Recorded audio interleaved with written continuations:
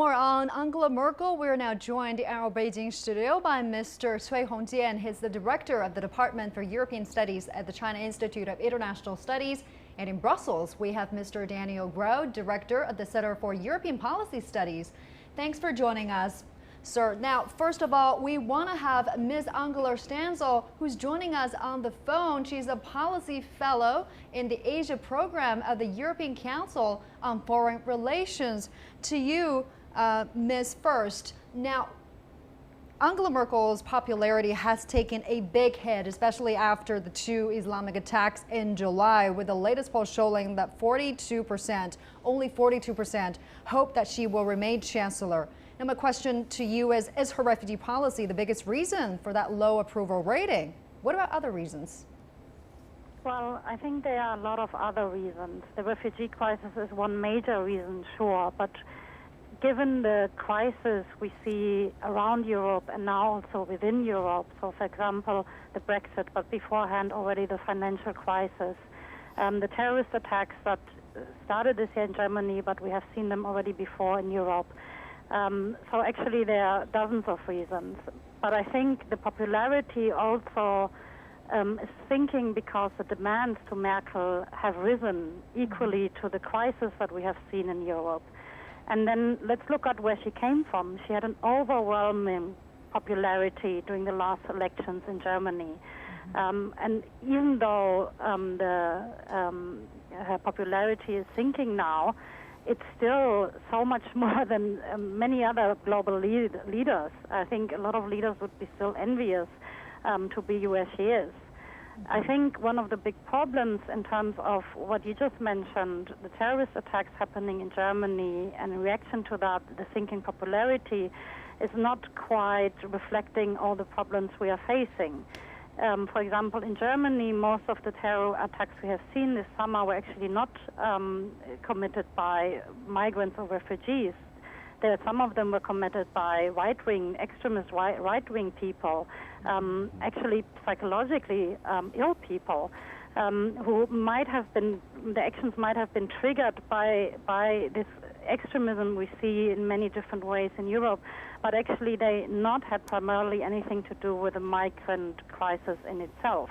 So I think one should also be careful to blame basically the refugees, solely the refugees, for the sinking popularity of Merkel.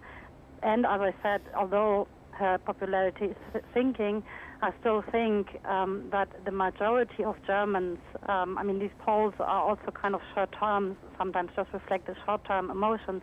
I still think that the majority of Germans would actually vote for her again next year. Now, with her popularity sinking, her Christian Democratic Union Party, CDU, are expected to face a very strong challenge from the anti-immigrant Alternative for Germany, AfD party. Give us an understanding of the party, AfD party's support there right now in the country, Ms. Stenzal. Yes, I mean, AfD, I think, according to the recent polls, are at 11%, which is more than, for example, one of the oldest political parties in Germany had, the FDP, and it's very close to the Greens, for example, so it shows the rising popularity of the AfD. Although I think it's also important to point out that AfD not only stands for being anti-Europe, it also stands for being quite right-winged by now. So it has attracted a lot of the right-winged people who think that by voting AfD they might have a stronger voice in Germany. But obviously there are also, especially from the Christian Democrats, probably more from the right side, that now have chosen to join the AfD because they thought that Merkel's policy has been too tolerant and not as conservative as it used to be. And Ms. Stenzal, his party is also politically allied to Borevian sister party, the Christian Social Union. Two parties often clash over refugee policies, and some warn that the split emerging in Merkel's Union Party are threatening to stop the basic works. So are potential risks of political division exaggerated, do you think? I think they're a little bit exaggerated. I don't see a split between the parties happening just yet. I think it's also probably too early to tell. I do think that, there are already problems. There will be more problems, more disagreement. I think overall, in my view at least, the CSU, the Bavarian party, kind of still stands for the old Germany, while Merkel has been quite a lot adjusting actually to the events happening in the world nowadays, and she is more presenting the new Germany. I do think that these parties will come together again at one point, but I think it will cost her some votes in the elections to come, but it will not be the reason for the loss of too many votes. All right, Angela Stenzal joining us from Berlin on the phone. Many thanks for your insights. Now let's get more perspectives from Mr. Cui joining me here in the Beijing studio, and also Mr. Gros joining us there in Brussels. To Mr. Cui first. So Ms. Stenzal just said that he doesn't think the refugee crisis is the biggest reason for the low approval rating for Merkel. Do you agree with that? Exactly. Certainly now, Germany and some other member states of the European Union are facing so many crises. But indeed, for Germany, itself, certainly the refugee issue, refugee crisis, and especially the policy from Merkel's government is one of the major crises facing to Germany. Because as we understand now, Germany enjoyed its very, very good economic growth compared with some other member states of the European Union, and more stability especially, and less terror attacks in Germany compared with some other countries in Europe. But the major challenge now to the government in Germany certainly is the refugee crisis, because as we understand, it's not only a immigration or refugee issue, it's also a big issue related to the social affairs and also political affairs.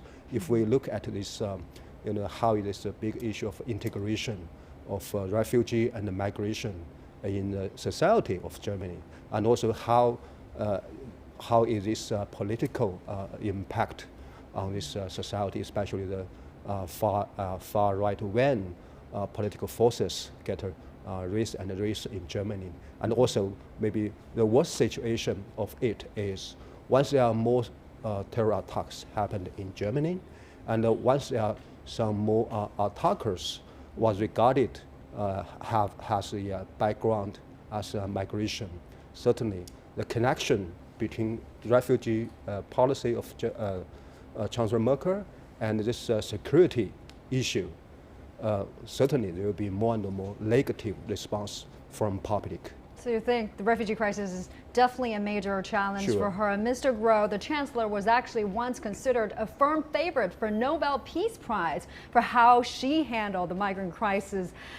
Now, her accusers are claiming that she is turning Germany into a caliphate.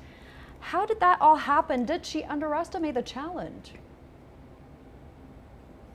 It is certainly the case that she didn't imagine how many people would come when Germany reacted to the crisis, which was actually a Hungarian crisis in the summer of 1 year ago, by basically bowing to reality. All these people wanted to come to Germany, and Germany could have closed its borders, but then Austria would have to close its borders, and the entire European free border area of Schengen would have collapsed. So I think she did what was basically unavoidable.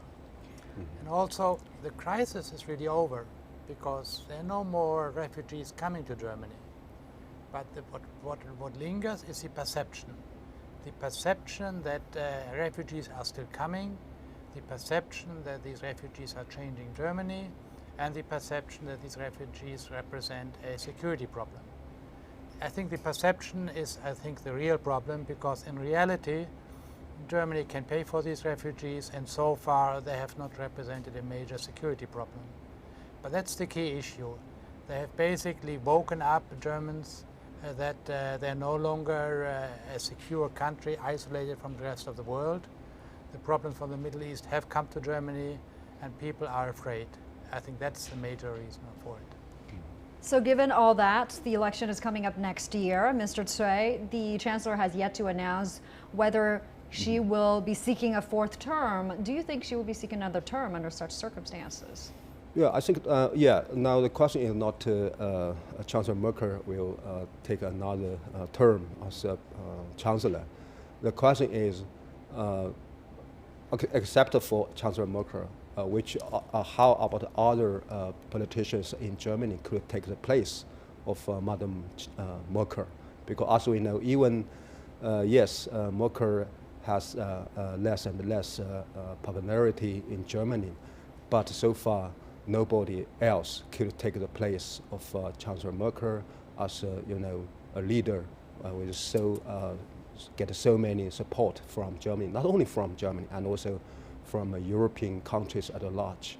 And also, I think the question to Chancellor Merkel is, how could she get a judgment on the timing and the issue once she wants to take another term as a chancellor, especially how is this a refugee policy, because it could be a very, very fragile, issue taken by some other opposition once there is an election.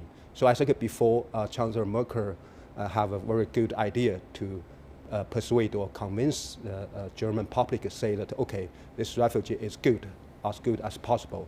And I think before that, it will take some more time for Chancellor Merkel to make a decision.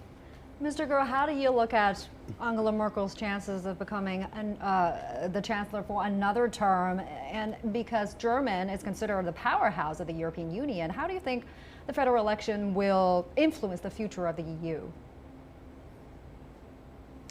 Well, first of all, one should not overestimate the importance of a single person in a country like Germany. In a country like Germany, power is very much diffuse. There are many parties, many institutions, and many participants who have a power. Merkel was important when there was a crisis. In the refugee crisis, she personally took a decision which might have been a little bit different if there had been another chancellor.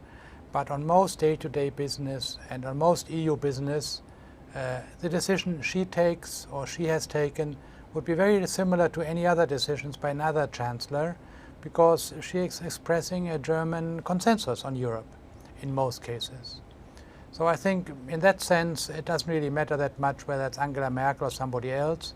As long as the German economy remains strong, Germany will have a key role to play in Europe, and therefore one should not pay too much attention to her personality, to Angela Merkel, but much more at how the entire landscape of parties develops in Germany. And there we have a growing problem. It can still be contained, but it is a problem nevertheless, in the sense that the anti-establishment parties are getting stronger.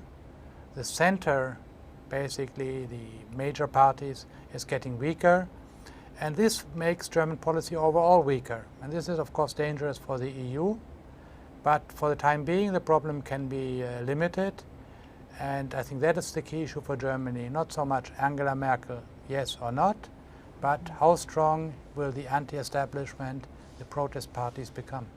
All right, we want to take a closer look at the refugee problem now. Now, Wednesday is the 1-year anniversary of Merkel's now famous statement, quote, "We can't do this," when asked about the rising tide of refugees. I want to read to our viewer this first, and we can talk about it. Now, Germany is undoubtedly the nation that shows the most generosity to migrants. According to the Pew Research Center, a record 1.3 million migrants applied for asylum in Europe in 2015. Around 1/3 of the applications went to Germany, making it the primary destination country. Now, the number of migrant arrivals in Germany was much bigger, around 1.1 million in 2015.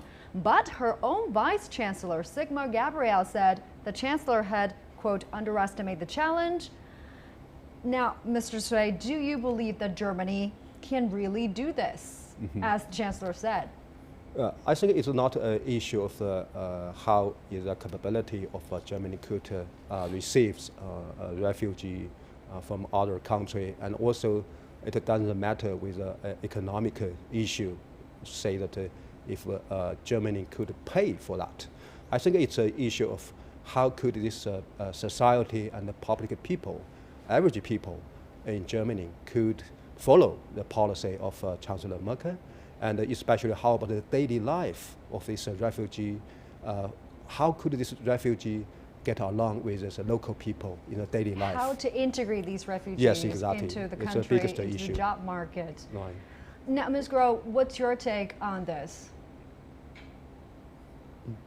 I think many people have not realized that actually her policy has already changed almost totally. Germany is no longer welcoming to refugees, and the crisis has actually ended because no more refugees are coming. So what her enemies actually are saying when they say change policy, the policy has already changed. What they're saying is just say something else. Give the perception that Germany is not welcoming, because the laws and regulations have already made de facto Germany much less welcoming. And the real problem is that these people are already in Germany. They cannot be sent back, and Germany has to deal with them, and they have to integrate, as you mentioned beforehand. And actually that is not proceeding too badly. Financially, Germany can bear the burden, and it always takes a long time before refugees can get into the labor market. We know that. It will take perhaps 5 to 10 years. But all indications are that the problems are not worse than about 20 years ago when many Yugoslav refugees came to Germany. So overall, I would say, in reality, Germany can do it, but the perception remains that there are too many people already in Germany, that more and more coming. And again, it's this perception, this insecurity feeling, which is so important, not so much the facts on the ground and the actual policy of the government, which has already changed totally. And Mr. Cui, Merkel is also facing pressures not only domestically, but also abroad.